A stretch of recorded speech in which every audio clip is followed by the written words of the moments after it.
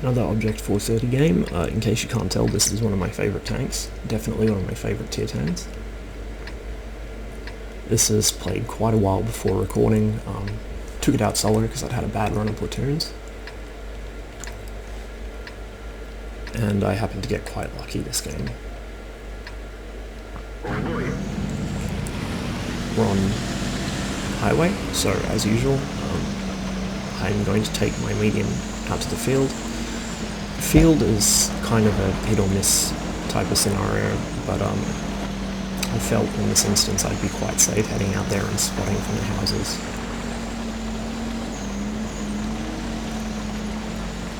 For those who aren't quite so familiar with it, the 430 doesn't quite have the accuracy or rate of fire of the other two Soviet tier 10 mediums, but it has better armor, much better armor, and good general mobility. So here you've got somebody asking in chat whether to take the 62A or the 430. Now, first of all, piece of advice, don't ever ask in a pub match for advice. Most of the people who play this game are really bad at it and don't know what they're talking about. Secondly, when it comes to choosing a tier 10 to grind towards, it depends. What does your clan need? What do you like playing? And will it fit your playstyle? In this case, you know, I don't actively participate in clan wars anymore. NDP hasn't been on the map for quite a while, and so I just pick tanks that I think are going to be fun to play. For a lot of people that's worth doing, but if you are in an active clan, you may want to actually check with your clan's leadership what tanks they think they need. Failing that, just pick the one you think suits your playstyle best, and in order to determine that, you should probably play them on test rather than rely on the opinions of puppies, who are more often than not wrong. Anyway, back to the game commentary.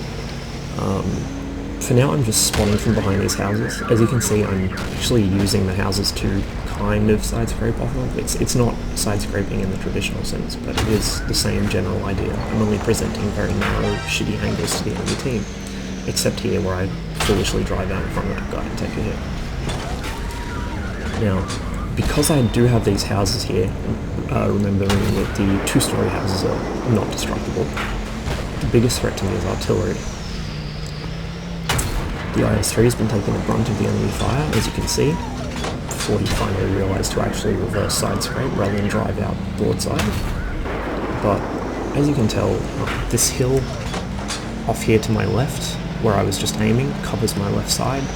To hit me, the enemy have to drive over it, meaning the only actual angle they can damage me from is from where the enemy tank destroyers are coming through, where the T-34-2 is. And because I'm keeping my gun pointed at him and keeping a building between us, he can't actually use his gun.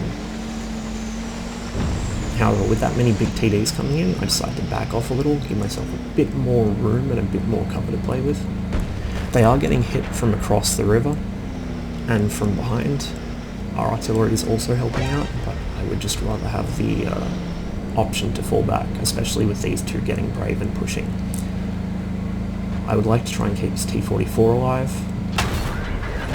The Foch leads his track around the corner, which is never a good idea. Worse yet, he doesn't repair it straight away, allowing me to pump a lot of damage into him while his gun sits useless.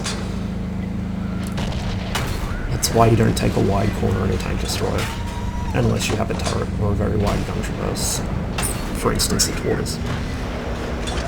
So he's already dead after this shot, and he's only fired his gun at us once and missed. The T-44 clowns the T-34's gun for me. I managed to take him out before he gets another shot off, and now the 268 is left with the T-30 on that ridge, and he will not be able to see me with these houses in the way, and with the Object 430's superb camouflage. The fight in City is going okay. Our team at the moment has a slight advantage in numbers thanks to us guys out in field. City is a bit of a mess. At this point I trust we can hold it, but I don't expect us to actually win it. So something needs to happen on the west flank where I am, if we want to really make sure that we own this game. For now I'm just playing kind of passively and waiting for the 268, IS-3 and T-44 to move up. I don't like throwing teammates out as cannon fodder, but I would rather lose a tier 8 that's already missing half its health than a tier 10. With that said, they managed to get in quite close and spot the T30 and get his attention, all without being hit. The T44 is actually quite a good spotting tank, very good at harassing enemies like that. So the IS-3 puts a hit in, I make a shot on the move, but it doesn't connect. Now the T30 is looking at me, but I know I've got time to get a shot off before he reloads, which I do, finishes him. The 268 has run south and is now trying to set up a desperate defensive position on the road, on the J line, which honestly isn't going to work for him. You can't fall all the way back to the edge of the map and hope that will work. What you're doing is giving the enemy more room to maneuver and more camouflage to spot you from. You really need to be flexible in your defense, but not to the point where you're running away to the back of the map. You can't cede ground to the enemy without putting up a fight, or without considering the ramifications of it. As you can see here, he's caught in the open. He's got tanks on 3 sides. He can't possibly hope to survive this. He gets off one shot, takes out our own 268, but at this point he's surrounded by myself, T44 and the IS-3. Like I said, we have 3 different angles on him. He can't decide who to shoot at. It looks like he's going for the T44, which tracks him, and then I'm able to put in the finishing shots. Well, rather the T44 gets the final blow, but you know what I mean. Like I said, I wasn't expecting to win town, I was just expecting to hold it, and that is indeed what has happened, exactly in fact. The enemy still have 2 or 3 tanks left in town, depending where that IS-3 is moved to. Sorry, where both IS-3s have moved to. I clean up the arty on the way through, and now we just got the 2 IS-3s and the IS-7 to deal with.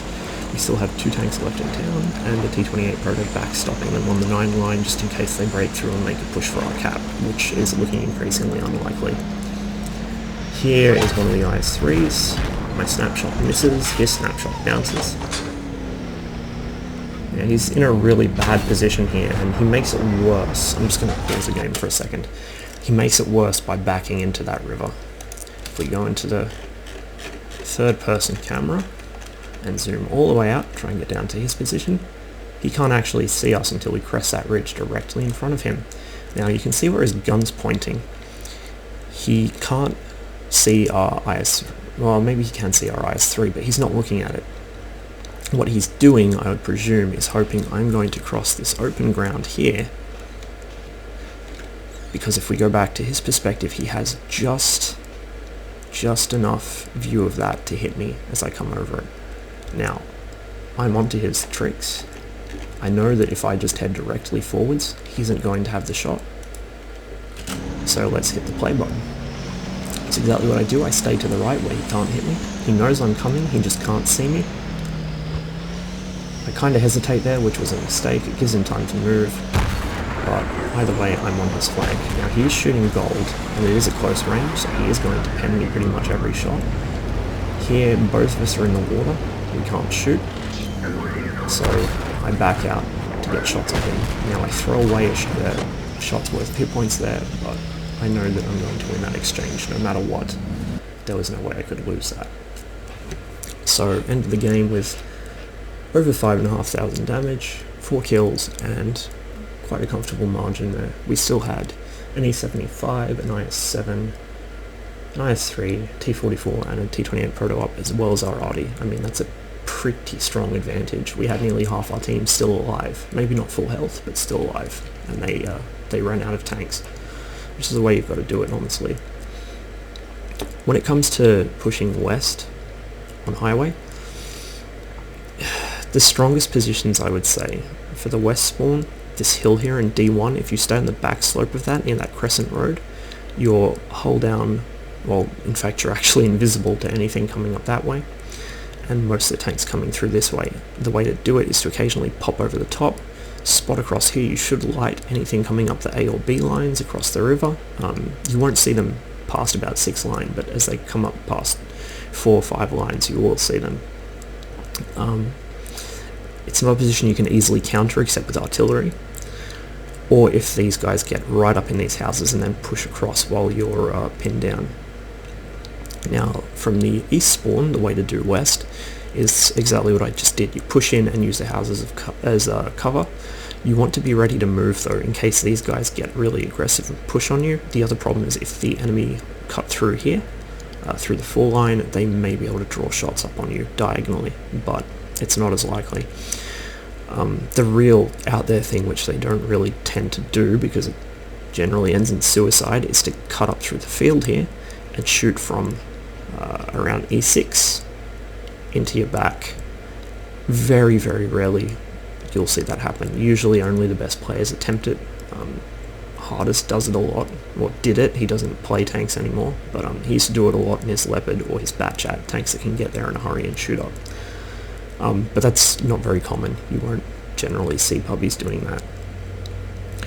Town isn't really somewhere you want to push, especially not after the changes to this map. It's somewhere you want to hold, and that's generally the way it works. You send your heavy tanks to a town or some sort of terrain which is hard to push in and just hold it, and you send your mediums and your faster tank destroyers out through the open terrain to really get some mobility on the enemy. A team which turtles isn't going to win 9 times out of 10, so you need to actually have your hammer, which is your mediums, and your faster heavies and tank destroyers, anything with mobility basically, especially if it has a big gun, and then you have your anvil, which is your heavies. You come right around and smash them between the two. It's exactly what you want to do, and most maps give you decent terrain for it to happen. You just need your pubbies to get on board.